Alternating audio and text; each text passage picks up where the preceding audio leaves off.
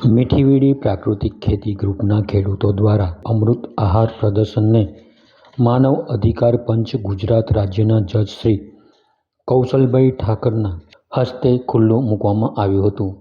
આ તકે આ ક્ષેત્રે કાર્યરત લોકો ઉપસ્થિત રહ્યા હતા।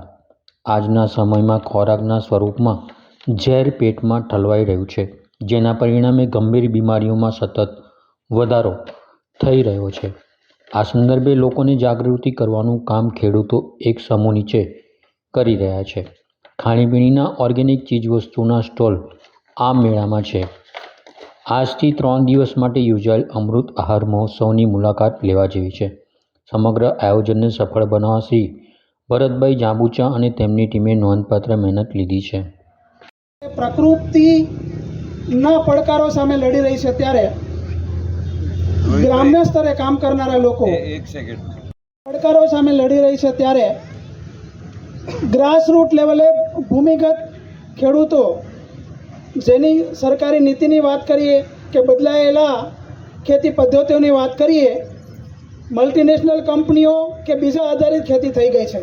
માર્કેટની વાત આવે તો બી વેપારીઓ આધારિત ખેતીમાં ઇનપુટ જે જોઈએ છે, એમાં પણ આપણે જે સ્વતંત્ર રીતે ખેતી કરતા હતા એ આપણે પરતંત્ર થઈ ગયા છીએ। ત્યારે કેવી રીતે ટકાઉ ખેતી થઈ શકે એના માટેનો એક પ્રયાસ ભાવનગર જિલ્લામાં મીઠીવીડી પ્રાકૃતિક ખેતી જૂથ કરી રહ્યું છે।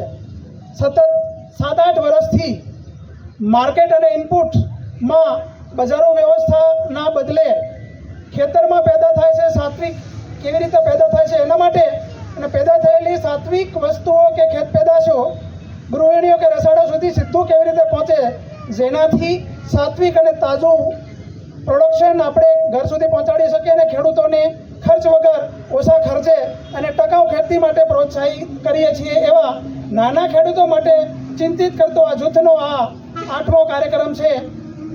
રહ્યા છે, જેમાં ખેડૂતોની આ બધી ઉપલબ્ધિની વાત તો આપણે કરીશું।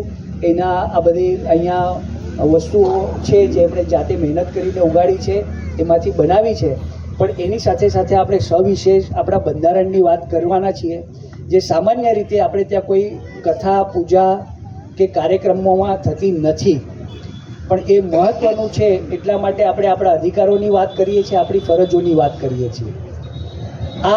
આજનો આ કાર્યક્રમ છે એ એક રીતે આપણી ફરજ નિભાવવાનો પણ કાર્યક્રમ છે। ભારતના આખા પ્રદેશમાં પ્રકૃતિનું જતન કરવાની જવાબદારી અને ફરજ જે છે નાગરિકો ઉપર પણ મૂકવામાં આવી